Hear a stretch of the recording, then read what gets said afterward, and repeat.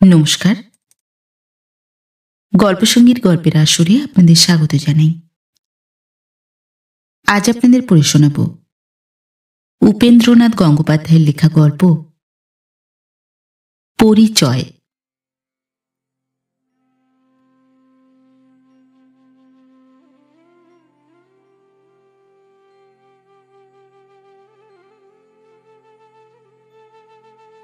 অর্থনীতি এবং অঙ্কশাস্ত্রের একটা কঠিন পরীক্ষায় সগৌরবে উত্তীর্ণ হওয়ার ফলে শক্তিনাথ কলিকাতার কাস্টম হাউসে একটা মোটা মাহিনার চাকরি লাভ করবার পর মাতা সৌদামিনী জিদ ধরে বসলেন যে এর পরেও বিবাহের প্রস্তাবে পুত্র অসম্মতি প্রকাশ করলে সত্য সত্যই তিনি রাগ করবেন।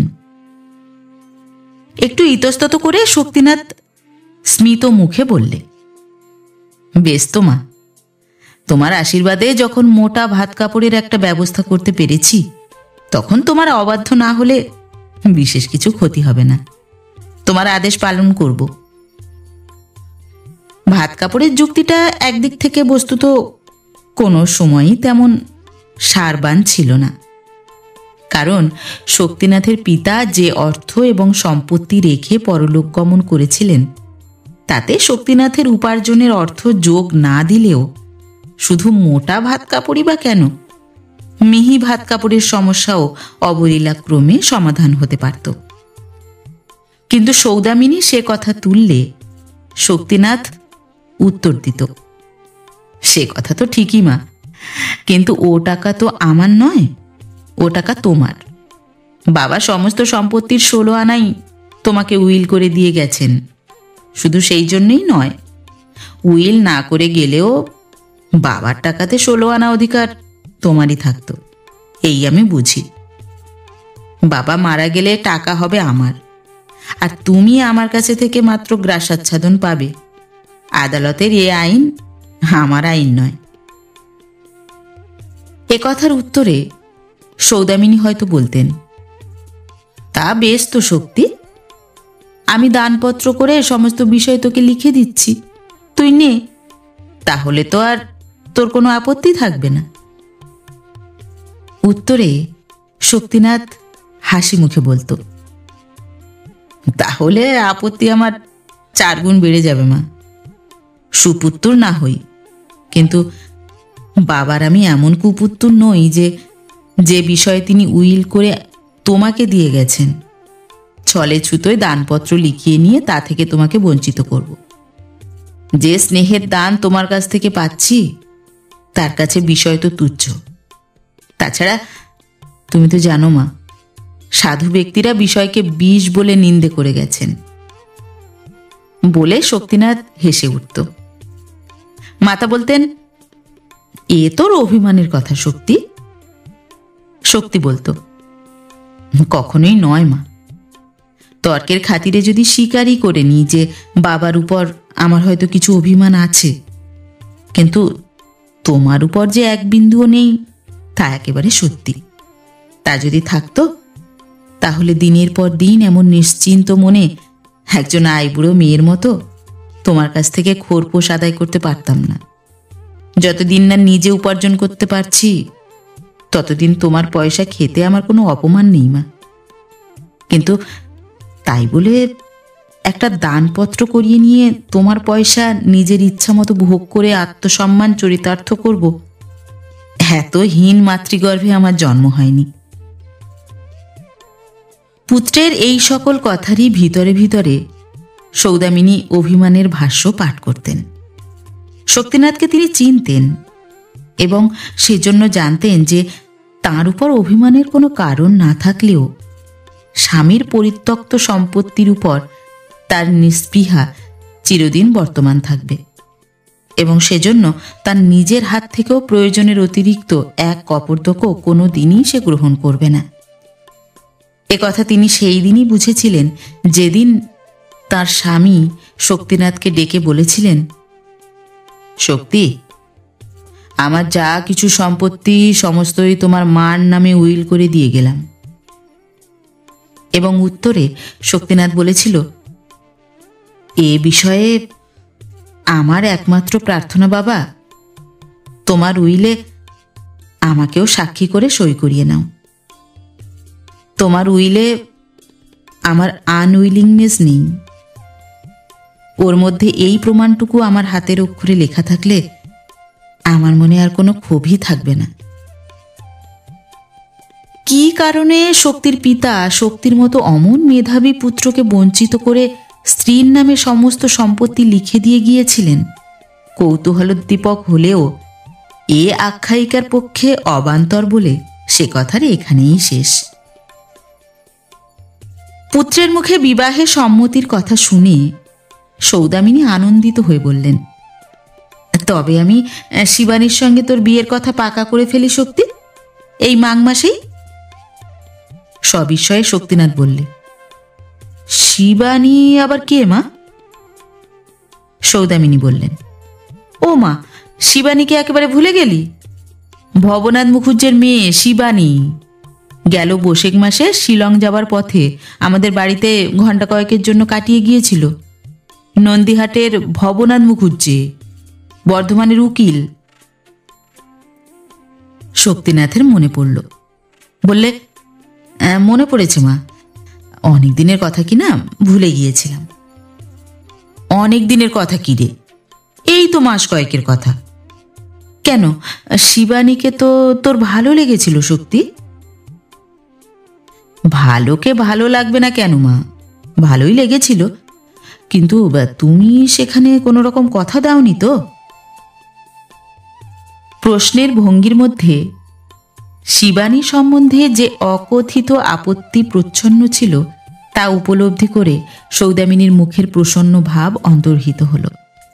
বললেন, তোর মত না পেলে কথা দেব কোন সাহসে শক্তি? কিন্তু তারা তাদের কথা দিয়ে বসে আছে তোর প্রতিজ্ঞা ভঙ্গের অপেক্ষায়। সৌদামিনীর কথা শুনে শক্তিনাথের মুখে বিহ্বলতার লক্ষণ দেখা দিলে, কিন্তু পরক্ষণেই নিঃশব্দ সলজ্জ হাস্যে মুখ উদ্ভাসিত হয়ে উঠল। বললে, মা, আমি একটা অপরাধ করেছি, তোমাকে কিন্তু ক্ষমা করতে হবে। সকৌতূহলে সৌদামিনী জিজ্ঞাসা করলেন, তুই আবার কি অপরাধ করলি শক্তি? তারপর নির্বাক শক্তিনাথের লজ্জা বিমোড় মুখ লক্ষ্য করে সহসা বললেন, ও, তুই বুঝি কোথাও কথা দিয়েছিস তাহলে? শক্তিনাথ বললে, আমি কেন কথা দেব মা, কথা তুমিই দেবে, তবে তোমার প্রতি আমার একান্ত প্রার্থনা, ওইখানেই কথা দিও। এ কথা দেওয়ার মূল্য যে কি তা অনুভব করবার মতো চেতনার অভাব সৌদামিনীর ছিল না। মুখের ভাবের মধ্যে একটু কাঠিন্য দেখা দিল, কুশাগ্র সূক্ষ্ম একটা অভিমান। কোথায় কেমন করে তার উৎপত্তি তা ঠিক বোঝা যায় না। মনের এক কোণে একটু একটু বিঁধতে লাগল। বললেন, ওখান কোনখান তা তো আমি জানি না শক্তি। শক্তিনাথ বললে, বরিশালের ডিস্ট্রিক্ট ম্যাজিস্ট্রেট বিনোদ চাটুর্যের মেয়ে। তোর সঙ্গে জানাশুনো হলো কোথায়? কলকাতায়? হ্যাঁ। এখানে কি করে? পড়ে? না, পড়ায়। পড়ায়? কোথায় পড়ায়? স্কুলে? কলেজে। কলেজে? কি পাশ করেছে? ইংরেজিতে MA। বয়স কত রে? তোর চেয়ে ছোট তো? মৃদু হেসে শক্তিনাথ বললে, হ্যাঁ মা, ছোট, তবে খুব বেশি নয়, বছর দেড়েকের ছোট। মাইনে পায় কত? 200 টাকা। সৌদামিনী বললেন, তা মন্দ কি, তবে বিয়ের জন্যে তোর চাকরি হওয়া পর্যন্ত অপেক্ষা করবার কি দরকার ছিল শক্তি? 200 টাকাতে তোদের দুজনের একরকম চলে যেতে পারত। সৌদামিনীর কথা শুনে শক্তিনাথের মুখ আরক্ত হয়ে উঠল। বললে, এমন কথা তুমি রাগ করেও আমাকে বলো না মা। তোমার অর্থে মানুষ হচ্ছি বলে তুমি কি আমাকে এমনই অমানুষ ভাবো যে স্ত্রীর অর্থেও আমি মানুষ হতে পারি? সৌদামিনী বললেন, এ শাস্ত্র তুই কোথায় পেলি রে শক্তি, যে স্ত্রীর অর্থে মানুষ হলে অমানুষ হতে হয়? এত অপরাধ বেচারা স্ত্রী কখন করলে? শক্তিনাথ বললে, তা জানি না মা, কিন্তু তুমি রাজি আছো কিনা বলো। মৃদু হেসে সৌদামিনী বললেন, তোরা দুজনে যখন রাজি, তো আমি নারাজ কেন হব? ব্যগ্র কণ্ঠে শক্তিনাথ বললে, মন খুলে বলতে হবে মা, তুমি রাজি আছো কিনা। অভিমানের সুরে বললে চলবে না। পুত্রের কথায় সৌদামিনী হেসে ফেললেন, বললেন, শোনো কথা, অভিমানের সুর আবার কোথায় পেলি? আচ্ছা আচ্ছা, আমি রাজি। এক মুহূর্ত চুপ করে থেকে জিজ্ঞাসা করলেন, মেয়েটির নাম কি রে শক্তি? শক্তিনাথ বললে, তমিশ্রা চ্যাটার্জি। সৌদামিনী বললেন, বেশ নাম, বেশ নতুন ধরনের। মনে মনে বললেন, তমিশ্রা, তা বুঝতেই পেরেছি। এখন সংসারটিকে নিজের ছায়া দিয়ে একেবারে না ঢাকলে বাঁচি। মার্চ মাসেই তমিশ্রার সঙ্গে শক্তিনাথের বিবাহ হয়ে গেল। বধূ এলে সৌদামিনী তাকে সাদরে বরণ করে নিলেন। মনের মধ্যে একটু যে উৎকণ্ঠা, এমএ পাশ করা, মাসিক 200 টাকা বেতন গর্বিতা বধূর বিষয়ে একটু যে ত্রাস ছিল, তমিশ্রার হাস্যপ্রফুল্ল সুন্দর মুখ দেখে অনেকখানি তার লাঘব হল। কাজকর্মের ফাঁকে এক সময় বধূকে একান্তে জিজ্ঞাসা করলেন, হ্যাঁ বৌমা, বিয়ের জন্য কলেজ থেকে কতদিনের ছুটি নিয়েছ? তমিশ্রা বললে, ছুটি তো নিইনি মা, বিয়েতে আপনার সম্মতি পাওয়ার পর আর কলেজ যাইনি, রেজিগনেশন দিয়ে দিয়েছি। বিস্মিত কণ্ঠে সৌদামিনী বললেন, 200 টাকার চাকরিটা একেবারে ছেড়ে দিলে বৌমা? স্মিত মুখে তমিশ্রা বললে, চাকরিতে আর দরকার কি মা, এখন তো আপনাদের কাছে পাকা আশ্রয় পেয়েছি, এখন আপনাদের খাবো পড়বো। কিন্তু বিয়ের আগেও তো তোমার অভাব ছিল না, তোমার বাবা তো মোটা মাইনের চাকরি করেন, তখন কেন চাকরি নিয়েছিলে? তেমনি হাসি মুখে তমিশ্রা বললে, বাপের বাড়ির আশ্রয় তো মেয়েদের চিরকালের আশ্রয় নয় মা, শ্বশুর বাড়ির দুঃখ কষ্ট গায়ে লাগে না, কিন্তু বাপের বাড়ির অনাদর অবহেলা সহ্য করা শক্ত, তাই চাকরিটা সহজে পেয়েছিলাম বলে ছাড়িনি। কিন্তু পাকা আশ্রয় পাবার পর আর ছাড়তে দেরি করিনি। চাকরি ছেড়ে দিয়ে অন্যায় করেছি কি মা? অন্যায় তো দূরের কথা, চাকরি ছাড়ার কথা শুনে সৌদামিনী মনের একটা দিকে একটু নিঃশ্বাস ছেড়ে হালকা হয়েছিলেন। পুত্রের সঙ্গে সঙ্গে পুত্রবধূও গাড়ি চড়ে অর্থোপার্জন করতে ছুটবে না। সংসারের এই সহজ শিষ্ট মূর্তি স্মরণ করে তিনি মনে মনে বধূর নিকট একটু কৃতজ্ঞই হলেন। বললেন, না না, অন্যায় কেন, তবে টাকাটাও তো নিতান্ত কম নয়, হঠাৎ ছেড়ে দিলে তাই বলছি। তমিশ্রা নম্র কণ্ঠে বললে, তাছাড়া আরো একটা কথা ভেবেছিলাম মা, আমার তো আর টাকার কোনো অভাব রইল না, কিন্তু এমন বিধবা অথবা অবিবাহিত স্ত্রীলোক আছেন যাদের আর্থিক অবস্থা অত্যন্ত শোচনীয়। আমি চাকরি ছাড়লে তাদের মধ্যে একজন সেটা পেতে পারেন, পেয়েছেনও তেমনই একজন। মনে মনে বধূর কাছে পরাজয় স্বীকার করে প্রসন্ন মুখে সৌদামিনী বললেন, ভালোই করেছো বৌমা, আমি এতে খুশিই হয়েছি। কিন্তু এ সবই গেল বিবাহকালের কথা। উৎসবের দিনে সকলেরই কথাবার্তা চালচলন এমন একটা পর্যায়ে চলে যে সে সময়ে লোকের স্বরূপ ঠিক ধরা যায় না। উৎসবের বাঁশি যখন থামল, সংসার যখন তার নিত্যকার সহজ কর্মানুবর্তিতায় ফিরে এলো, তখন তার মধ্যে সৌদামিনী তমিশ্রার যে মূর্তি দেখতে পেলেন, তাতে তার মনের স্থৈর্য একটু বিচলিত হলো। মনে হলো সংসারের পর্দায় হয়তো তার সুরের সঙ্গে তমিস্টার সুর ঠিকমতো ভিড়বে না। হয়তো উভয়ের মধ্যে এমন একটু প্রভেদ বর্তমান থাকবে যাতে একটা বিবাদী কর্কশ শব্দই উৎপন্ন হবে। এইরকমই মনে হয়, অথচ এরকম মনে করবার এমন কোনো প্রমাণ পরিচয় পাওয়া যায় না যা সহজে ধরা ছোঁয়া যায়। সমস্তটাই যেন অনুমানের নীহারিকার মধ্যে অস্পষ্ট, কিন্তু অস্তিত্ব যে তার আছে তা চোখে দেখা না গেলেও মনে অনুভব করা যায়।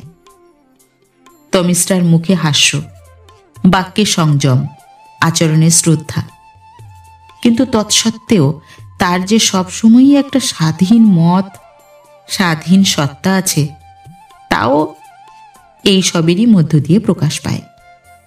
তার অভিমত সৌদামিনীর অভিমতকে কখনো অতিক্রম করে না, কিন্তু সব সময়ই পাশাপাশি এসে দাঁড়ায়।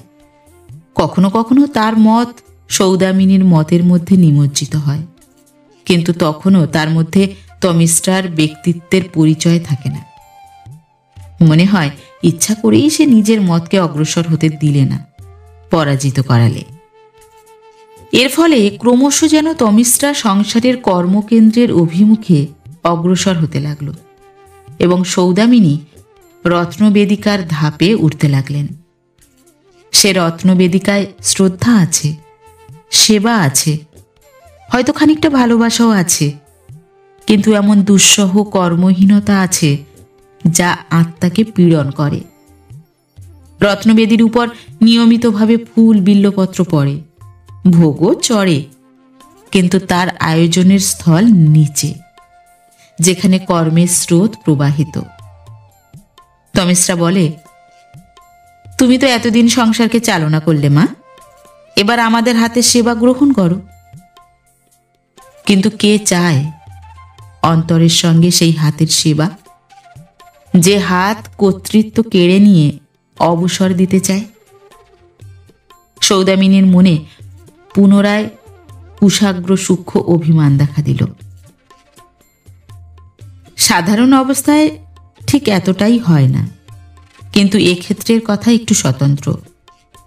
স্বামীর সম্পত্তি উপলক্ষ করে শুধু পুত্রেরই নয়, সৌদামিনীর নিজের মনেও অভিমানের যন্ত্রটি ক্রমশ এমন তীক্ষ্ণ হয়ে উঠেছিল যে সূক্ষ্ম অনুভূতি বিশিষ্ট ভূকম্পমান যন্ত্রের মতো সামান্য নাড়াতেও তার মধ্যে সাড়া পড়ে যেত।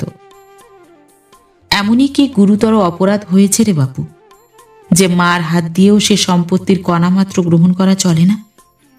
পুত্র হয়ে আইবুড়ো মেয়ের মতো লালিত পালিত হওয়া, সেই সম্পত্তির প্রতি বিদ্বেষ ও বৈরাগ্যকে প্রকট করে তোলা ছাড়া আর কিছুই নয়।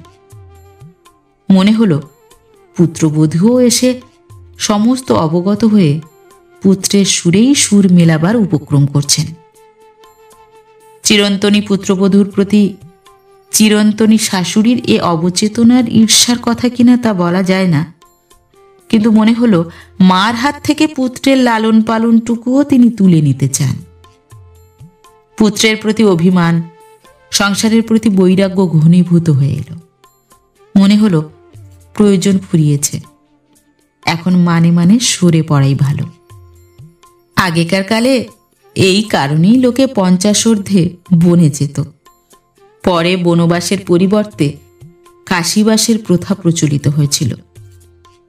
সৌদামিনী কাশী যাওয়াই স্থির করলেন এবং সে বিষয়ে দ্বিধা এবং বিলম্ব করবেন না মনে মনে তাও স্থির করে ফেললেন। কথাটা শুনে শক্তিনাথ প্রথমে পরিহাস বলে উড়িয়ে দিলে, তারপর প্রবলভাবে আপত্তি তুললে, তারপরে রাগারাগি করলে, সর্বশেষে অভিমান করে চুপ হয়ে গেল। তমিস্টা বললে, মা, তুমি আমার উপর রাগ করে বাড়ি ছেড়ে চলে যাচ্ছ? হাসি মুখে সৌদামিনী বললেন, তোমার উপর রাগ করব কেন বৌমা? তুমি তো কোনো দোষই করনি। তমিস্টা বললে, জেনে শুনে কোনো দোষ করিনি বলেই তো মনে হয়, তাহলে অদৃষ্টেরই দোষ বলতে হবে। কিন্তু এতে আমার ভারী একটা দুর্নাম রটে যাবে মা। সকলে বলবে এমন বউ এলো যে 6 মাসও শাশুড়ি টিকতে পারলে না। সৌদামিনী বললেন, যারা তোমাকে দেখেছে তারা কেউ সে কথা বলবে না বৌমা। যারা দেখেনি তারা জানে সংসারের রীতি চিরদিনই এই হয়ে আসছে। একজন আসে আর আর একজন যায়। আজ বাড়ি ছেড়ে কাশি যাচ্ছি, আবার একদিন কাশি ছেড়েও আরো দূরে চলে যেতে হবে। সেদিন তো কোনো মতে ঠেকাতে পারবে না বৌমা। শক্তিনাথ বললে, একটা কাজ করা যাক মা, বাড়িটার মাঝখানে একটা পাঁচিল গাঁথিয়ে দেওয়া যাক। তুমি থাকো দক্ষিণ দিকের অংশে, আমরা থাকি উত্তর দিকে। টাকা কড়ি লোকজন সবই তো তোমার আছে, কোনো অসুবিধা হবে না। সৌদামিনী মনে মনে বললেন, চোখে দেখা যায় না বলে কি সে পাঁচিল পড়তে বাকি আছে? মুখে বললেন, তুই রাগ করিস নে শক্তি, একদিন আমার মুখে তোকেই তো আগুন দিতে হবে বাবা। তাই যখন সহ্য করতে হবে তখন সামান্য কাশি যাওয়ার কথা শুনে এত অধীর হচ্ছিস কেন? চিরকালই কি ইহ নিয়ে থাকবো? পরকালের পথটা কি একবারও খুঁজে দেখতে হবে না? শক্তিনাথ বললে, কাশিতে গলি ঘুঁজি এত বেশি যে তার মধ্যে পরকালের পথ খুঁজে পাওয়া সহজ হবে বলে মনে হয় না মা। স্মিত মুখে সৌদামিনী বললেন, বিশ্বেশ্বর দয়া করলে শক্তও হবে না শক্তি। শক্তিনাথ বললে, কাশীধাম না হয় বিশ্বেশ্বরের রাজধানী হল, তাই বলে কি কলকাতা পর্যন্ত তাঁর দয়া পৌঁছবে না? ভারতেশ্বর থাকেন 7 সমুদ্র 13 নদী পারে ইংল্যান্ডে, কিন্তু তাই বলে তাঁর প্রভাব তো এখানে কিছু কম দেখিনি। শক্তিনাথের কথা শুনে সৌদামিনীর মুখে মৃদু হাসি ফুটে উঠল। বললেন, ভাগ্যে এই উদাহরণটা দিলি, তাই তোকে বোঝানো সহজ হবে। এখানে প্রভাব যদি সমানই হবে তাহলে তোর বাপ খোলসেকুটি তালুকের মামলা এখানে হাইকোর্টে হেরে বিলেতে আপিল করলেন কেন? আর সেখানে আপিল জিতলেনই বা কেমন করে?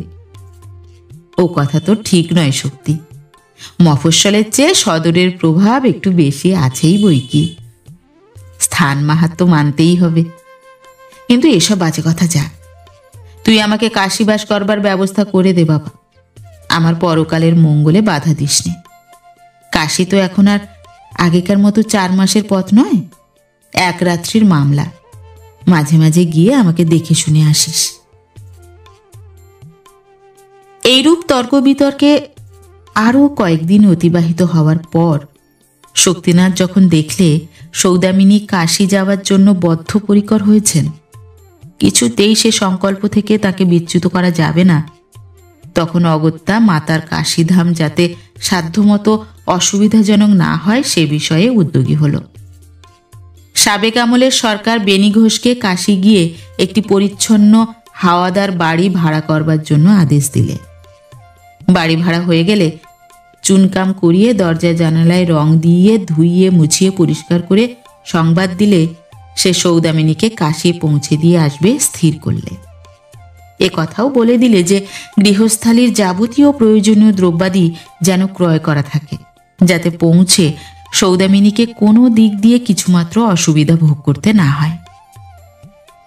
অদূরেই সৌদামিনী দাঁড়িয়েছিলেন।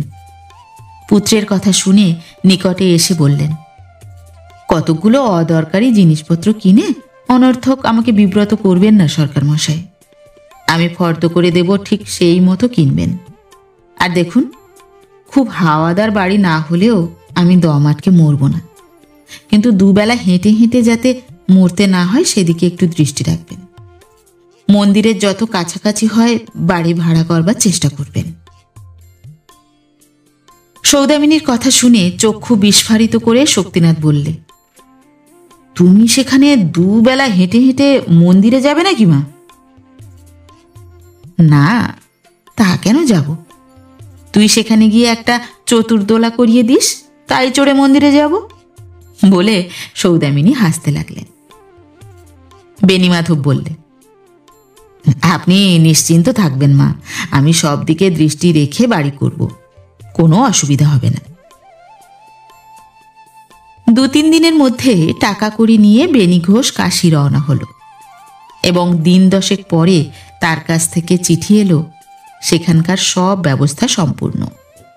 শুভ দিন নির্ণয়ের নিষ্ঠার আতিশয্য শক্তিনাথের হঠাৎ এমন বেড়ে গেল যে দিন 15 পূর্বে ভালো যাত্রিক দিন কিছুতেই পাওয়া গেল না। যাওয়াই যখন হচ্ছে তখন কয়েকটা দিনের জন্য সৌদামিনী আর আপত্তি করলেন না। মনে মনে নিজেও বোধহয় একটু খুশি হলেন। কাশী যাত্রার তখন 3 দিন বিলম্ব আছে। হঠাৎ প্রাতঃকালে বরিশাল থেকে তমিস্রার একটি 22-23 বৎসরের ভাই এসে হাজির। নাম তার সুবিনয়। অল্পক্ষণের মধ্যেই বোঝা গেল সুবিনয়ের আকস্মিক আগমনের একমাত্র উদ্দেশ্য সেই দিন বৈকালের গাড়িতেই তমিস্রাকে বরিশাল নিয়ে যাওয়া। এ কথাও জানতে বাকি রইল না এ ব্যবস্থা তমিস্রা নিজে বরিশালে চিঠি লিখে করিয়েছেন। তমিস্রাকে দেখতে পেয়ে সৌদামিনী বললেন, এ কি কাণ্ড বৌমা? নিকটে এসে তমিস্রা বললে, কি মা, তুমি নাকি আজকের গাড়িতে বরিশাল যাচ্ছ? হ্যাঁ, যাচ্ছি। 3 দিন পরে আমি কাশী যাব, আর আজ তুমি বাড়ি ছেড়ে চললে বৌমা? মুখ একটু গম্ভীর করে তমিস্রা বললে, সেই জন্যই তো যাচ্ছি মা। তার মানে এ বাড়িতে আমি রইলাম আর তুমি চলে গেলে, এ অবস্থাটা আমি সহ্য করতে পারবো না। তাই তুমি এ বাড়ি ছেড়ে যাওয়ার আগে আমি চলে যাচ্ছি। কিন্তু আমি চলে যাওয়ার পর আবার তো তুমি এ বাড়িতে আসবে বৌমা? চক্ষু ঈষৎ বিস্ফারিত করে তমিস্রা বললে, ও মা, তা আবার আসবো না? নিশ্চয়ই আসবো। শ্বশুরের ভিটে ছেড়ে কেউ আমাকে দূরে রাখতে পারবে না মা। তোমার কাশীর বিশ্বনাথও না। কাশীর বিশ্বনাথের উপর পুত্র এবং পুত্রবধূর আক্রোশ লক্ষ্য করে সৌদামিনীর মনের এক কোণে কৌতুকের অন্ত ছিল না। মুখে অতি ক্ষীণ হাস্য স্ফুরিত হল। বললেন, বোঝা গেল কাশীর বিশ্বনাথ না হয় খুবই শক্তিহীন লোক, কিন্তু একটা কথা তো ভালো করে তলিয়ে দেখনি বৌমা। আমি চলে যাওয়ার পর যেদিন তুমি ফিরে আসবে সেদিন হয়তো লোকে বলবে, এমন বউ যে শাশুড়ি বিদেয় হলো তারপর ঘরে এসে ঢুকলো। তমিস্রা বললে, তা হয়তো বলবে, কিন্তু এ কথা তো বলতে পারবে না এমন বউ যে দাঁড়িয়ে থেকে শাশুড়িকে বিদেয় করলে। সৌদামিনীর মুখে পুনরায় হাসি স্ফুরিত হলো। বললেন, তুমি MA পাশ করা মেয়ে বৌমা, তোমার সঙ্গে কি কথাই আমি পারি? হার স্বীকার করলাম। তমিস্রাকে একান্তে পেয়ে শক্তিনাথ বললে, এ কিন্তু তোমার বাড়াবাড়ি তমিস্রা। তমিস্রা বললে, এ কথার প্রতিবাদ করছি না। মা ভারী ক্ষুণ্ণ হবেন, কিন্তু ক্ষুণ্ণ হবার যন্ত্র ভগবান শুধু তার মনেই বসাননি, আমার মনেও বসিয়েছেন।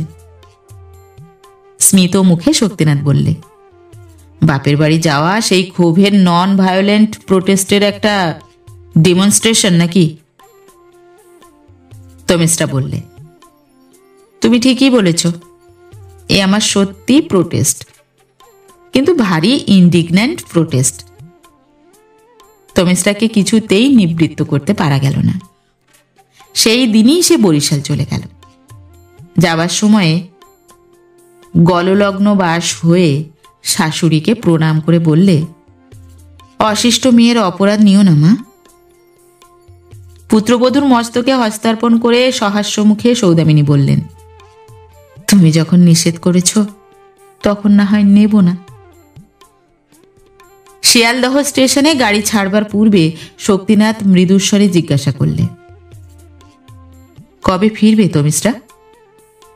তেমনি মৃদুস্বরে তমিস্রা বললে, তোমার চিঠি পেলেই। সুবিনয় নিয়ে আসবে না আমাকে যেতে হবে? মৃদু স্মিত মুখে তমিস্রা বললে, শ্বশুর বাড়ির আদর যত্নের জন্য যদি লোভ হয় তাহলে নিজেই যেও, নইলে সুবিনয় নিয়ে আসবে। কাশী যাবার দিন সৌদামিনী সকাল থেকে সমস্ত দিনই কতকটা গম্ভীর হয়ে রইলেন। জলভার গুরু মেঘের মতো মন্থর গতিতে মাঝে মাঝে গৃহের মধ্যে ইতস্তত বিচরণ করতে লাগলেন। সবসময়ই যে বিশেষ কোনো উদ্দেশ্য নিয়ে তা নয়, অধিকাংশ সময়ই উদাস আত্মবিস্তৃত হয়ে। চোখের সামনে শক্তিনাথের উদ্যোগে কাশি যাওয়ার জিনিস সংখ্যা এবং আকারে অনাবশ্যকভাবে বেড়েই চলেছিল, কিন্তু সেদিন সে বিষয়ে সামান্য মাত্র আপত্তি করবার সামর্থ্য পর্যন্ত যেন সৌদামিনীর ছিল না। যা করে করুক, যা হয় হোক, এইরকম একটা নিস্পৃহ নিরাসক্তি মনকে গভীরভাবে আচ্ছন্ন করেছিল। সন্ধ্যার পর শক্তিনাথ একটা ঘোড়ার গাড়ি বোঝাই করে মালপত্র স্টেশনে পাঠিয়ে দিলে। তারপর ঘণ্টাখানেক পরে সৌদামিনীকে গিয়ে বললে, মা, এবার আমাদের রওনা হবার সময় হয়েছে, আর দেরি করলে অসুবিধা হবে। দাস দাসী আত্মীয় আশ্রিতের অশ্রুবিলাপের মধ্যে বিদায়ের পালা শেষ করে সৌদামিনী মোটরে গিয়ে বসলেন। গাড়ি ছাড়তে মুখ বাড়িয়ে একবার দ্রুত পলায়মান গৃহের উপর দৃষ্টি বুলিয়ে নিলেন। মনে হলো হয়তো এই শেষ।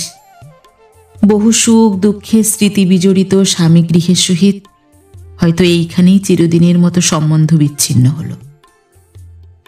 পরদিন বেলা 10টার সময়ে বেনারস ক্যান্টনমেন্টে গাড়ি পৌঁছলে বেনি সরকার দ্রুতপদে সৌদামিনীর কামরার সম্মুখে উপস্থিত হয়ে ভিতরে প্রবেশ করে তাঁর পদধূলি গ্রহণ করলে।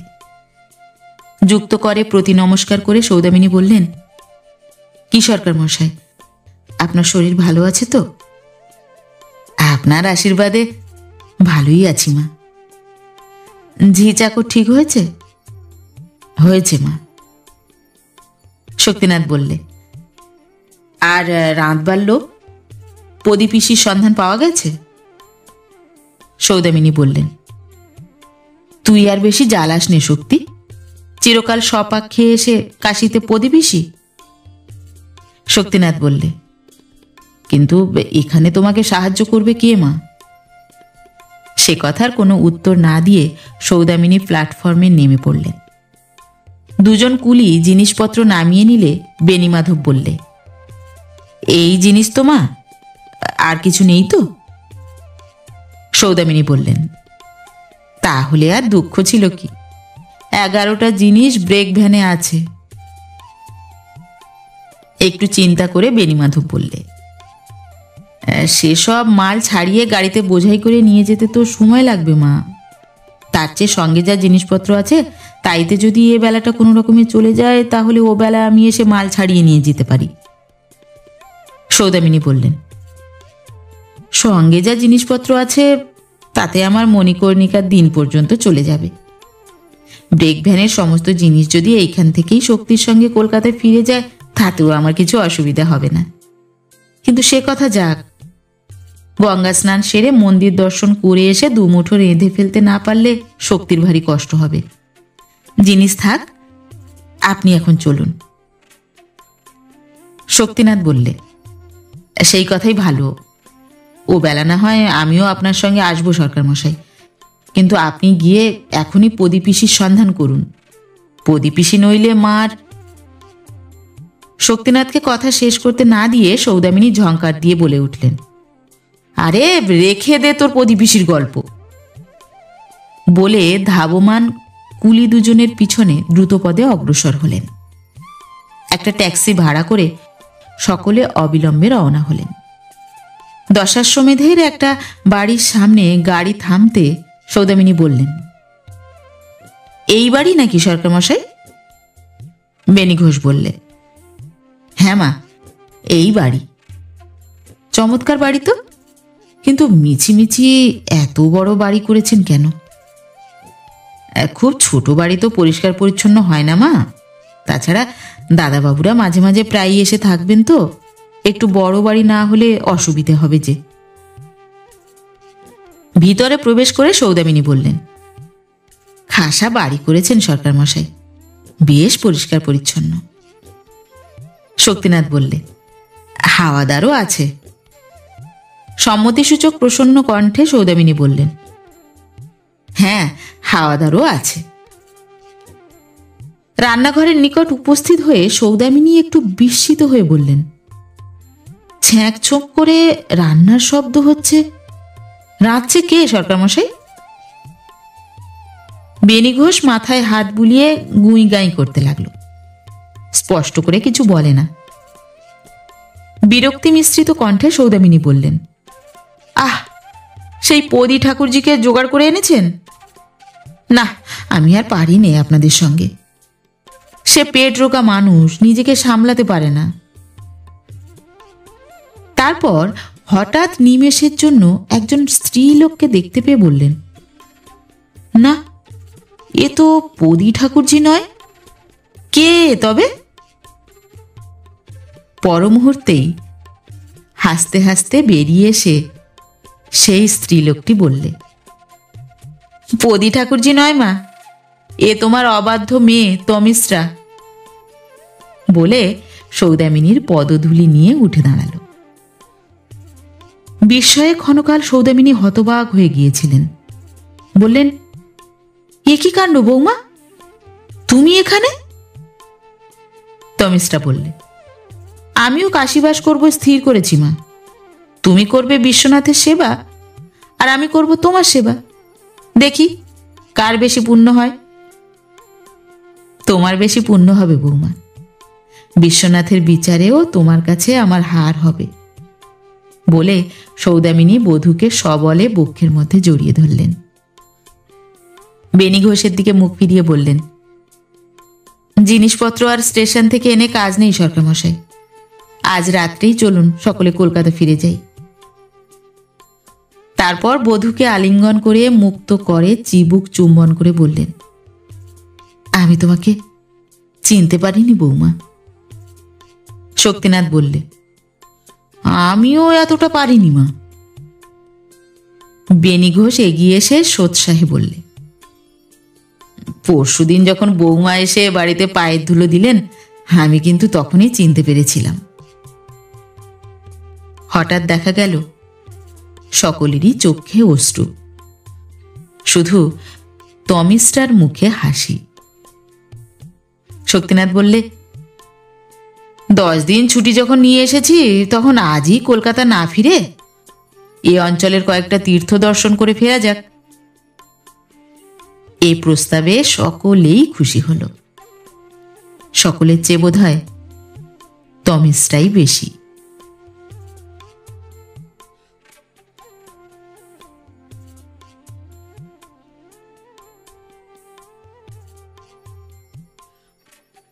নমস্কার। নতুন একটি গল্প নিয়ে খুব শিগগির ফিরে আসছি। ততক্ষণ সবাই ভালো থাকবেন, সুস্থ থাকবেন। গল্প পাঠ কেমন লাগলো অবশ্যই কমেন্ট করে জানাবেন, এবং ভিন্ন ভিন্ন স্বাদের অডিও স্টোরি শোনার জন্য অবশ্যই চ্যানেলটি সাবস্ক্রাইব করবেন। ধন্যবাদ।